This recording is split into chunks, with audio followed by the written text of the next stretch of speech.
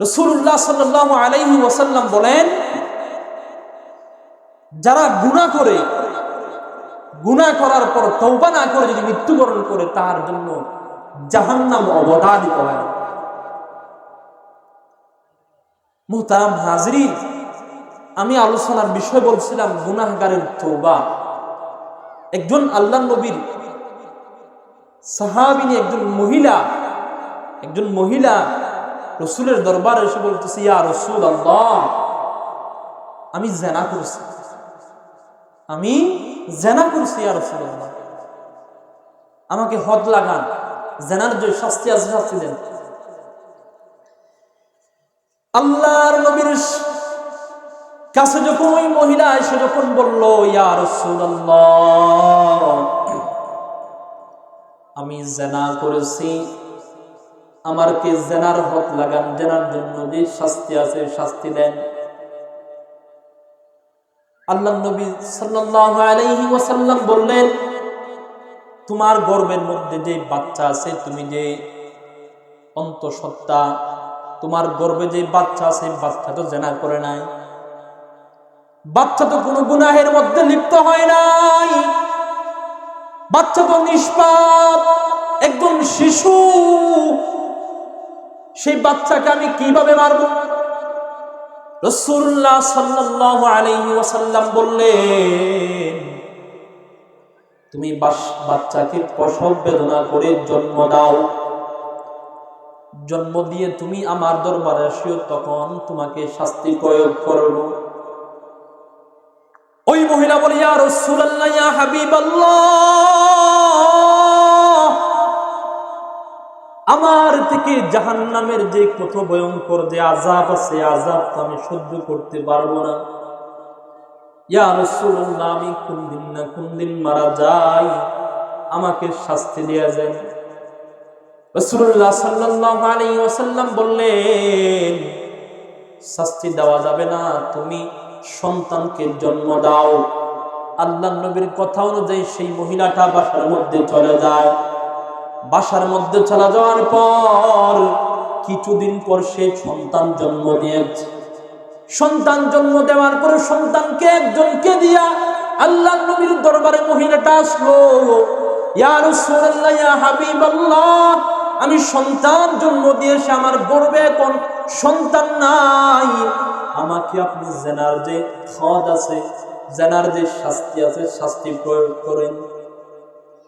আল্লাহর নবী বললেন, এই যে তুমি যে সন্তান জন্ম দিয়েছো, সন্তানকে তো তোমার থেকে বড় করতে হবে।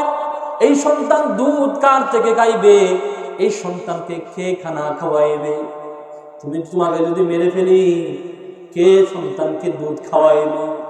আল্লাহর নবী বললেন, সন্তানকে তুমি দুধ খাওয়াও 2 বছর পর্যন্ত। 2 বছর দুধ খাওয়ানোর পর সন্তান যখন হাঁটতে পারবে, আব্বা আব্বা, আম্মা আম্মা ডাকতে পারবে, তখন তুমি সন্তানকে নিয়ে আমার দরবারে আসবে। আল্লাহর নবীর কথা শুনে মহিলাটা আবার চলে গেলেন বাসার মধ্যে। সন্তানকে লালন পালন করতেছেন। লালন পালন করতে করতে সন্তান যখন 2 বছর যখন হয়, সন্তানকেও সাথে নিয়ে আল্লাহর নবীর দরবারে আসলেন।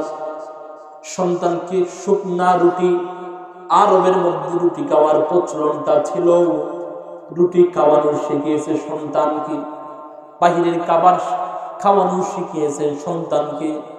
আল্লাহর নবীর দরবারে সন্তান সহ নিয়ে আসলেন। সাহাবায়ে কিরামদেরকে নবীজি ডাক দিয়া বলেন, আমার সাহাবীরা, এই সন্তানের জিম্মাদার কে হবা? আল্লাহর নবীর সাহাবায়ে কিরামের মধ্যে একজন সাহাবী বলেন, ইয়া রাসূলুল্লাহ, আমি সেই সন্তানের লালন পালন করণের ভরপুর যা আছে সবগুলো আমি করব, আমাকে সন্তানটা দিয়ে দেন। আল্লাহর নবী ওই মহিলাকে জিনার যে হদ আছে, জিনার যে শাস্তি আছে, এই শাস্তি প্রয়োগ করার জন্য একটা সাহাবায়ে কিরামদেরকে গর্ত খনন করতে বললেন। সাহাবায়ে কিরামরা গর্ত খনন করলো। এই গর্তের মধ্যে মহিলাকে নিক্ষেপ করা হইল। মহিলাকে পাথর মেরে মেরে নিক্ষেপ করে দুনিয়ায় থেকে মৃত্যুবরণ করেছে। এই হলো জিনার শাস্তি। আজকে আমাদের সমাজের মধ্যে অমুক মহিলার সাথে পরপুরুষের সাথে পরকীয় সংগ্রাম হয়, পরকীয় সহবাস হয়, পরকীয় মিলন হয়, পরকীয় অবৈধ মিলামেশা হয়, কিন্তু কোনো শাস্তি হয় না। এই জেনার হক হলো পাথর মেরে মেরে, পাথর নিক্ষেপ করে দুনিয়ায় থেকে মৃত্যুবরণ করে দেওয়া। আজকে আমাদের সমাজে এই শাস্তি নাই। যারা যুবক যুবতী যারা বিবাহ করে নাই, অবিবাহিত, তাদের জন্য শুধু ব্যত্যাঘাত। রাসূলুল্লাহ সাল্লাল্লাহু আলাইহি ওয়াসাল্লাম বললেন, যারা বিবাহ করেছে তাদেরকে পাথর নিক্ষেপ করে করে দুনিয়া থেকে মৃত্যুবরণ করে দেওয়া, এটা তাদের শাস্তি। আর যারা অবিবাহিত পুরুষ কোন মহিলার সাথে সহবাস করে মিলন করে, তাদের শাস্তি হলো, আল্লাহর নবী বলেন, তাদের শাস্তি হলো 100 ব্যত্যাঘাত করা। এই শাস্তি কি আমাদের দেশে হয় না? মুহতারাম হাজরিন, বলতেছে ইসলামে তো লম্বা হাদিস। একমাত্র কারণ আল্লাহর নবীর যুগে সাহাবায়ে কেরামরা যদি কোনো গুনাহ করে আল্লাহর নবীকে গিয়া বলতো, ইয়া রাসূলুল্লাহ, আমি তো জাহান্নামের এই গরম, জাহান্নামের এই আগুনের তাপ আমি তো সহ্য করতে পারবো না, দুনিয়ার যত শাস্তি আছে সমস্ত শাস্তি আমাকে দিয়ে দেন। সাহাবায়ে কেরামরা এভাবেই ছিল। আল্লাহর নবী সাল্লাল্লাহু আলাইহি ওয়াসাল্লাম বুখারী শরীফের হাদিসের মধ্যে বর্ণনা করেন, বুখারীর হাদিসের মধ্যে বলেন, রাসূলুল্লাহ সাল্লাল্লাহু আলাইহি ওয়াসাল্লাম বলেছেন, তাওবা করলে আল্লাহ রাব্বুল আলামিন এমন খুশি হয়। এই যে একজন সাহাবী, একজন ব্যক্তি যদি খাদ্য নিয়া এবং গোড়া নিয়া দুটো একটা মরুভূমির মধ্যে যাচ্ছে, মরুভূমি দিয়া কোনো একটা গন্তব্যের দিকে যাচ্ছে, সেই মরুভূমিটা ধরেন, এই যে আফ্রিকার যে সাহারা মরুভূমি আছে, সাহারা মরুভূমির মতো একটা বিশাল বড় মরুভূমি ধরেন। আমাদের এই বাংলাদেশের আয়তন হলো 1,47,000 বর্গ কিলোমিটার, কিন্তু ওই আফ্রিকার জঙ্গলে যে সাহারা মরুভূমি আছে, এই সাহারা মরুভূমি হলো 92 লক্ষ বর্গ কিলোমিটার। এত বড় মরুভূমি, এইরকম একটা মরুভূমি দিয়ে একজন ব্যক্তি তার একটা গোড়া এবং খাদ্য পানি নিয়ে যাচ্ছে গন্তব্যের দিকে একটা জায়গায়।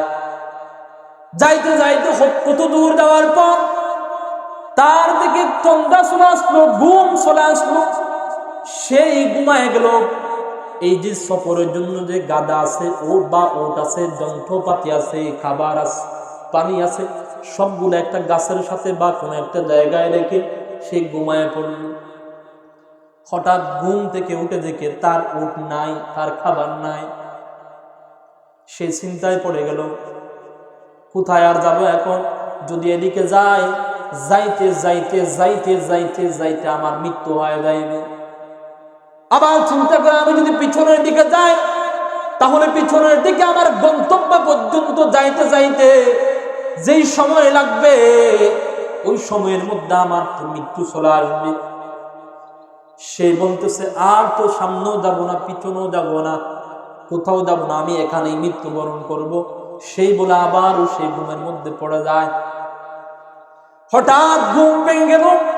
ঘুম ভেঙে দেখতেছে তার সামনে উপস্থিত তার গাদা, যে গুড়া যে আছে, গুড়া এবং খাদ্য পানি যেগুলো আছে, পানি সব উপস্থিত।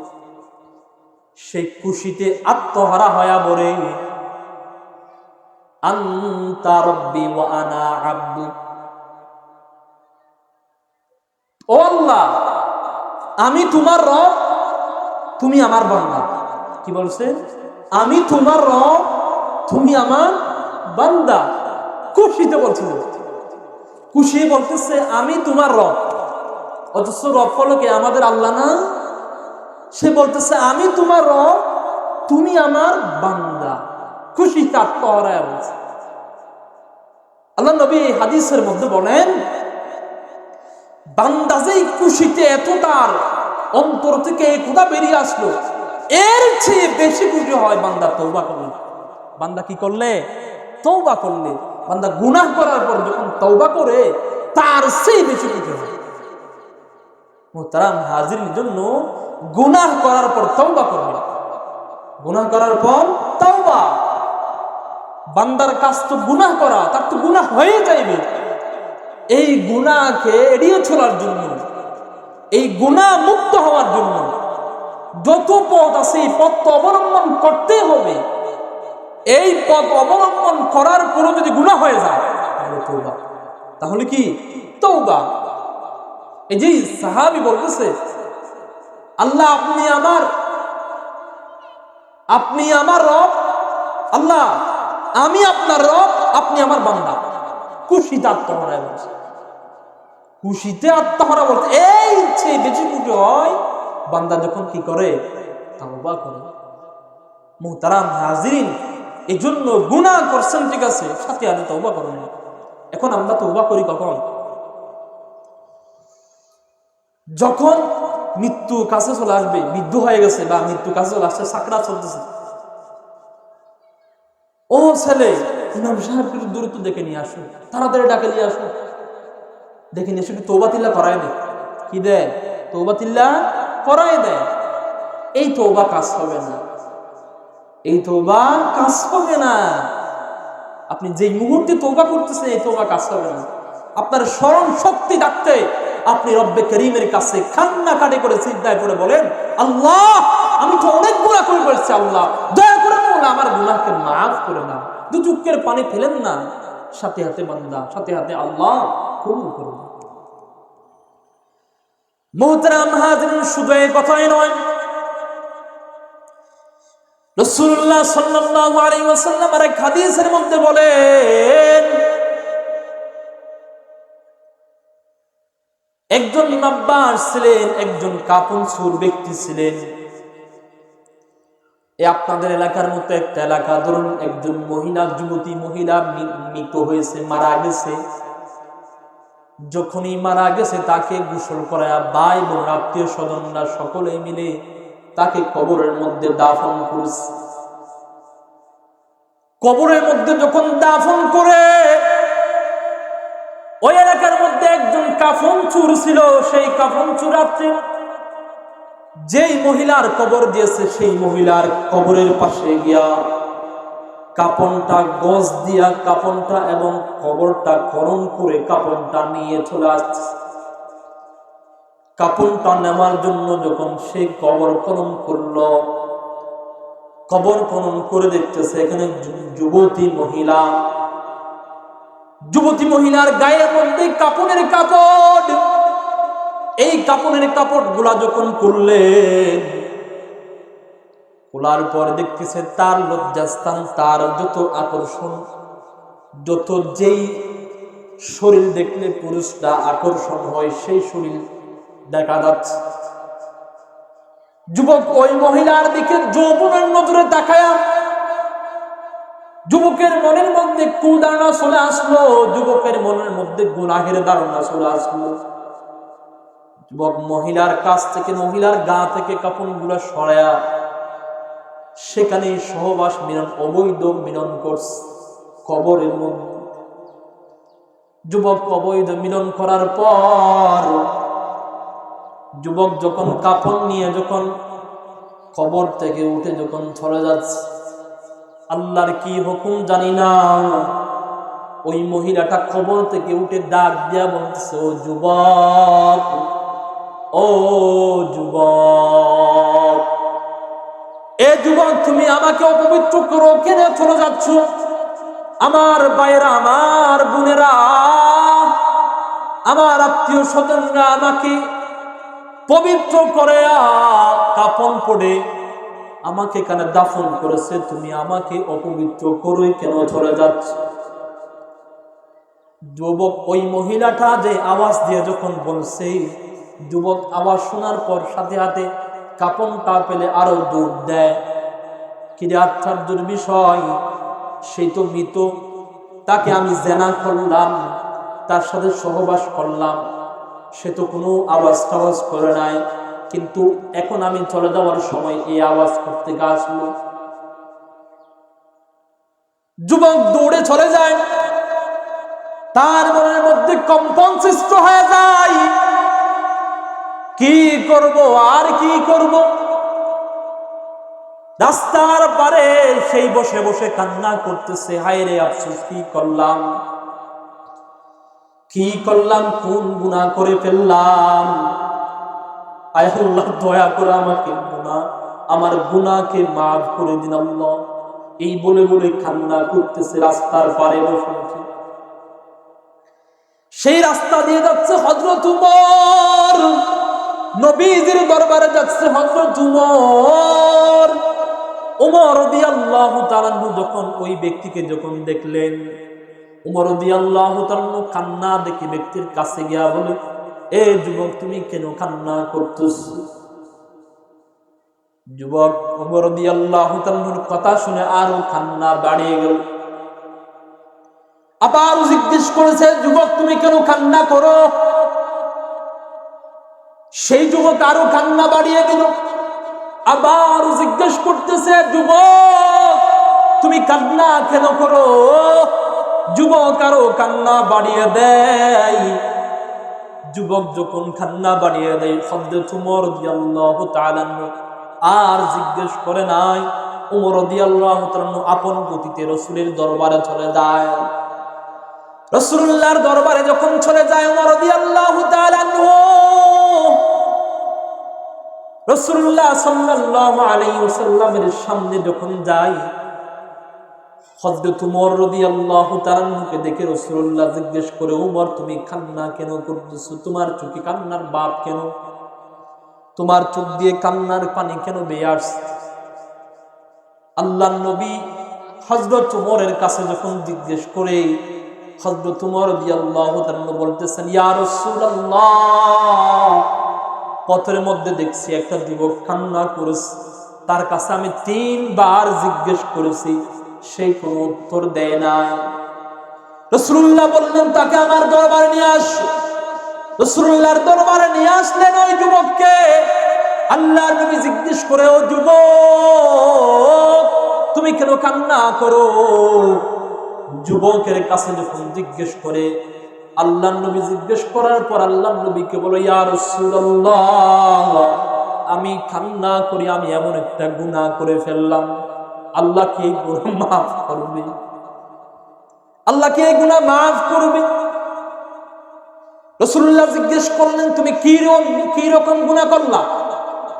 ওই যুবক বলতে যাচ্ছে না। আবার রাসূলুল্লাহ জিজ্ঞেস করে, তুমি কি এই পুরা দুনিয়ার মধ্যে যেটা সবচেয়ে বড় গুনাহ আছে সেই গুনাহ কি করলা? সাহাবী বলেন, না না। যুবক বলেন, না না, আমি এই গুনাহ করি না। আবার জিজ্ঞেস করে, আরশ কুরসি যে আছে, এই কুরসি থেকে কি বড় গুনাহ করলা তুমি?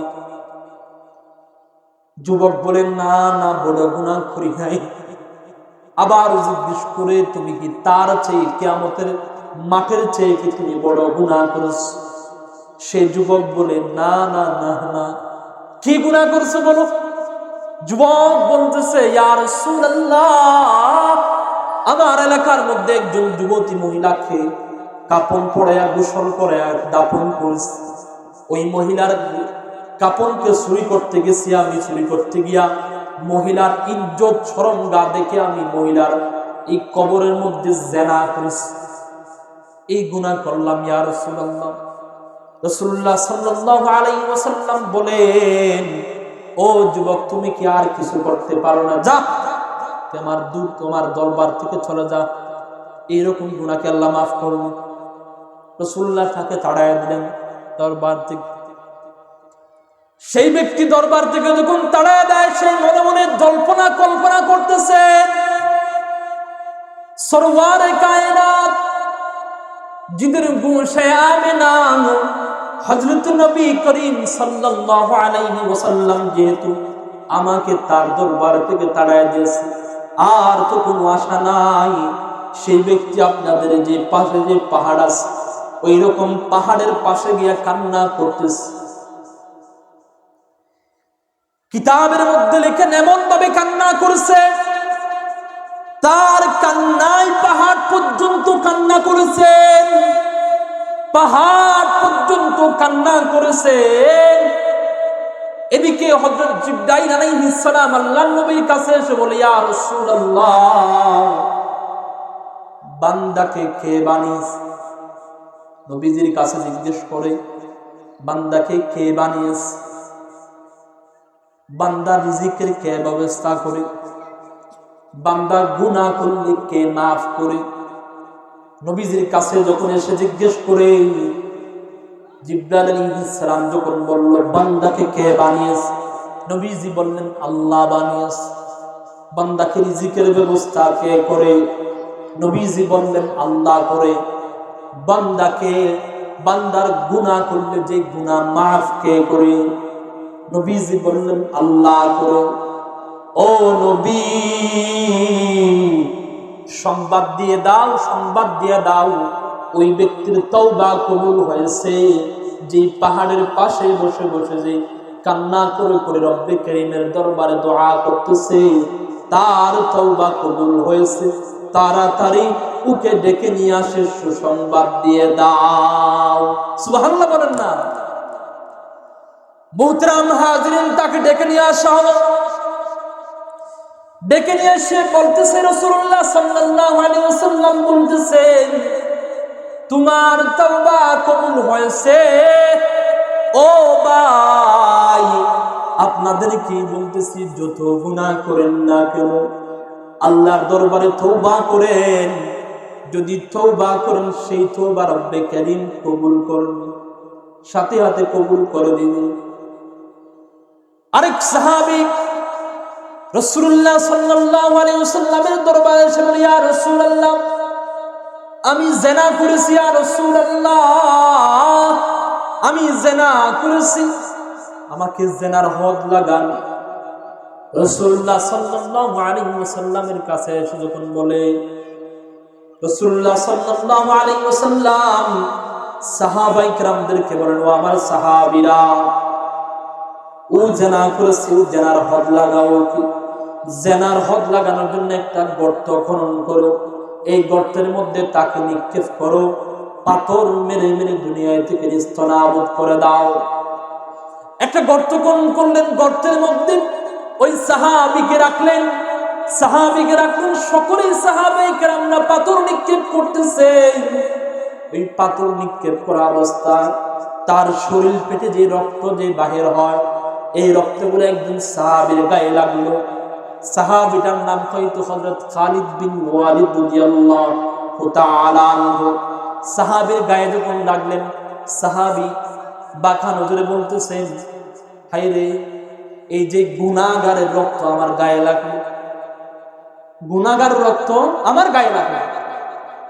এই যে গুনাহগার, সে গুনাহ করলো, সে জিনা করলো, সে জিনাকারীর রক্ত আমার গায়ে লাগলো। আরে আফসোস করে যখন বলছে, রাসূলুল্লাহ সাল্লাল্লাহু আলাইহি ওয়াসাল্লাম বলল, এ খালিদ বিন ওয়ালিদ, শুনো, এই যে তওবা করলো, দুনিয়ার মধ্যে যে তওবা করলো, এই তওবাকে যদি পুরো একটা গোষ্ঠীর মধ্যে যদি আমি ভাগ করে দিই, পুরো একটা গোষ্ঠীর মধ্যে যদি তওবাকে ভাগ করে দিই, পুরো একটা জাতির সমস্ত গুনাহকে মাফ করে জান্নাতের মেহমান বানিয়ে দিবে তওবা। এই যে তওবা করলো দুনিয়ার মধ্যে, এই তওবা কিন্তু একটা জাতি গোষ্ঠীর মাঝে যদি আমি ভাগ করে দিই, এই তওবা তাকে পুরা গোষ্ঠীকে জান্নাতের মেহমান বানিয়ে ছাড়বে। এই হলো তওবা। মুহতারাম হাজিরিন, তওবা তিনটা। তওবার শর্ত কয়টা? তিনটা। উলামায়ে কেরামগণ আরো বিশ্লেষণ করেছে, কেউ 7টি বলেছে, কেউ 4টি বলেছে। আল্লাহর নবী বলেন তওবার শর্ত কয়টা? তিনটা। 1 নম্বর, তওবা করব আমি এই নিয়তে, যেই গুনাহ করেছি সেই গুনার কাছে শর্মিন্দা, সেই গুনাহকে আমি লজ্জা করব, সেই গুনাহ করব না, এটা দৃঢ় প্রতিজ্ঞা করা। 2 নম্বর, গুনাহ করব না, এটার দৃঢ় প্রতিজ্ঞা করা, এবং গুনাহকে বাঁকা নজরে তাকা, গুনাহকে লজ্জার নজরে তাকা, গুনাহকে ঘৃণার নজরে তাকা। এটা হলো প্রথম নম্বরের শর্ত। 2 নম্বরের শর্ত হলো, নবীজি বললেন গুনাহ আর করব না, এটার দৃঢ় প্রতিজ্ঞা করা, নিয়ত করা, আরজু করা, আমি আর গুনাহ করব না। আমি আর কি করব না, গুনাহ আর করব না। আল্লাহ নবী তৃতীয় নম্বর বলেন, গুনাহ যেই করেছেন গুনাহ থেকে ফিরে আসা। যেই গুনাহ আপনি করেছেন সেই গুনাহ থেকে ফিরে আসা তৃতীয় নম্বর। এক নম্বর, গুনাহকে লজ্জার নজরে ঘৃণার নজরে দেখা। দুই নম্বর, আল্লাহর নবী বলেন, দুই নম্বর বলেন গুনাহ আর করব না, এটার দৃঢ় প্রতিজ্ঞা করা। তিন নম্বর, তওবার শর্ত হলো গুনাহ থেকে ফিরে আসা। আবার আমার সাথে বলেন, এক নম্বর গুনাহকে ঘৃণার নজরে দেখা। গুনাহকে কিসের নজরে দেখা? ঘৃণার নজরে দেখা। দুই নম্বর হলো গুনাহ আর করব না, এটা দৃঢ় অন্তরে নিয়ত করে আমি আর গুনাহ করব না আল্লাহ, আমি আর গুনাহ করব না আল্লাহ। তিন নম্বর হলো গুনাহ থেকে ফিরে আসা। যেই গুনাহ করেছেন আর জীবনে গুনাহ আর করব না, এটার নাম হলো তওবা। এটার নাম হলো কি? তওবার জন্য শর্ত কয়টা? তিনটা। এই তিন শর্ত দিয়ে যদি কোনো বান্দা তওবা করে, সেই তওবা রব্বে করিম সাথে সাথে কবুল করে ফেলবে, সাথে সাথে কবুল করে ফেলবে। মুহতারাম হাজিরিন, এই জন্য আজকে আমরা গুনাহ করি, গুনাহ করে কিন্তু তওবা করি না, গুনাহ করে কিন্তু তওবা করে না। মুহতারাম হাজিরিন, যারা তওবা করবেন তাদের জন্য তিনটা পুরস্কারের ঘোষণা করল। আল্লাহর নবী বলেন, قال النبي صلى الله عليه وآله وسلم, আল্লাহর নবী বলেন, আত্তাইবু হাবিবুল্লাহ, আত্তাইবু হাবিবুল্লাহ। যারা তওবা করে তারা আল্লাহর দুস্ত হয়ে যায়, বন্ধু হয়ে যায়। যারা তওবা করে তারা আল্লাহর দুস্ত, আল্লাহর বন্ধু হয়ে যায়। হাবিব শব্দের অর্থ বাংলা হলো প্রেমাস্পদ। যার জন্য আল্লাহ পাগল তাকে বলা হয় হাবিব। আর খলিল বলা হয় যে আল্লাহর জন্য পাগল।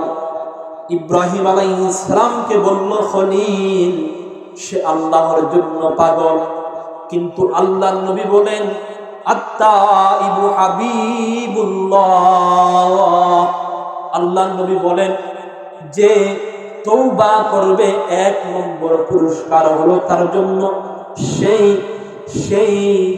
আল্লাহ রাব্বুল আলামিন তাকে দোস্ত হিসাবে স্বীকৃতি দিয়েছে, বন্ধু হিসাবে স্বীকৃতি দিয়েছে। সুবহানাল্লাহ বলেন না? যারা তওবা করবে সেটা আল্লাহর বন্ধু। স্বয়ং কার বন্ধু? আল্লাহর বন্ধু। আল্লাহর নবী আরেক হাদিসের মধ্যে বলেন, দ্বিতীয় নম্বর বলেন,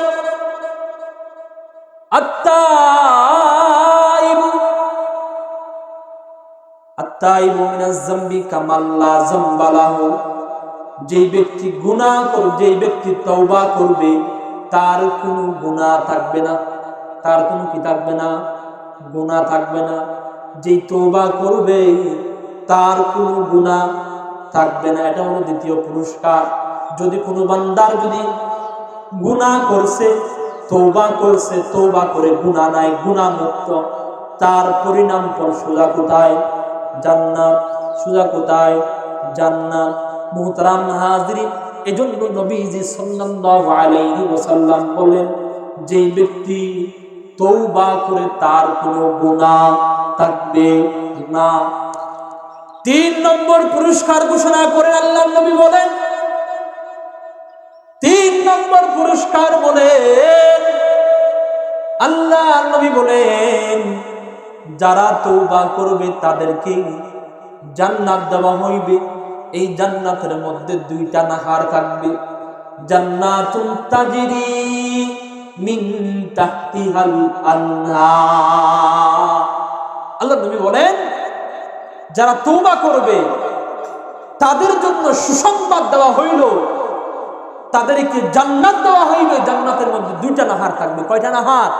দুইটা নাহার। একটা হলো দুধের নাহার আর একটা হলো শরাবের নাহার। এই যে আমাদের দেশে বা ইসলামী শরিয়ার মধ্যে মদ পান করা, শরাব পান করা হালাল না হারাম? হালাল না হারাম? হারাম। কিন্তু ওই জান্নাতের মধ্যে আমাদের নাজ নিয়ামত হবে শরাব, মদের নাহার আমাদের জন্য রব্বে কারীম উপস্থিত করেছে। তাদেরকে এই জান্নাত দিবে, জান্নাতের মধ্যে দুইটা নাহার তাদের জন্য জারি করে রাখবে। জান্নাতুন তাজরি মিন তাহতিহাল আনহার, দুইটা নাহার চলতে। মুহতারাম হাজির, এর জন্য বলতেছি, আপনি গুনাহ করেছেন, সাথে সাথে আপনি তওবা করুন। গুনাহ করেছেন, গুনাহ হয়ে গেছে, সাথে সাথে তওবা করুন, সাথে সাথে তওবা করুন। গুনাহ তো আজকে মোবাইল বাহির হওয়ার পর এই গুনাহ শুধু আমার মধ্যে সীমাবদ্ধ না, শুধু আমার মধ্যে সীমাবদ্ধ না, আমি পুরা পৃথিবীকে দেখাই দিচ্ছি। এই যে দেখেন, বিবাহ করেছে একজন ভাই, বিবাহ করেছে, সেই বিবাহ করার সাথে সাথে তার স্ত্রীকে ছবি সহ, কতটুকু বেহায়া, কতটুকু নির্লজ্জ দেখেন না, তার স্ত্রীকে পুরা মিডিয়ার মধ্যে, পুরা গোটায় অনলাইনের মধ্যে, সোশ্যাল মিডিয়ার মধ্যে, ফেসবুকে দিয়ে দিবে। ফেসবুকে নিজের স্ত্রী, যে স্ত্রী নিয়ে সে পুরা জীবন পর্যন্ত, যতদিন পর্যন্ত মৃত্যুবরণ করবে না ততদিন পর্যন্ত তার সাথে সংসার করবে, সেই স্ত্রী কোথায় দিয়ে দিচ্ছে? ফেসবুকে। এ যুবক ভাই শুনে রাখুন, এই বর্তমান সময়ে যে সমন্বয়কের মধ্যে একজন সমন্বয়ক সরকার গঠন হয়েছে, সরকারের মধ্যে একজন সরকার ভাই, যার নাম হলো শারজিজ আলম। শারজিজ আলম ভাইকে আপনারা সকলেই চিনেন। এই শারজিজ আলম ভাই বিবাহ করেছে, কিন্তু বিবাহ করার পর কোনো ব্যক্তি বলতে পারবে না তার মেয়ের, তার এই স্ত্রী, তার বউয়ের ছবি ফেসবুকের মধ্যে আপলোড দিয়েছে। সে যদি চায় তাহলে তার স্ত্রীর ছবি যদি আপলোড দেয়, হাজার মানুষ ফলো করবে, হাজার মানুষ লাইক করবে, কিন্তু সে তার সতীত্ব, তার যে স্ত্রীর ছবি ফেসবুকে দেয় নাই, আরো বিবাহ করেছে একজন হাফেজাকে। কিন্তু মুহতারাম হাজরিন, আজকে আমরা এই নগণ্য একজন ব্যক্তি, যাকে এলাকার মধ্যে কেউ গণে না, কিন্তু সেই বিবাহ করার পর সাথে সাথে সবাইকে দেখার জন্য ফেসবুকে দিয়ে দেয়। কথা বলেন ঠিক কিনা? ফেসবুকে দিয়ে দেয়। গুনাহ, গুনাহ, আরো অনেক গুনাহ, কবিরা গুনাহ যে বর্ণনা করে শেষ করতে পারবে না। তারা হাজরিন, এজন্য বলতেছি গুনাহ মুক্ত জীবন যাপন করে। গুনাহ নিয়ে যদি কবরে যান, কবরে শান্তি আসবে না।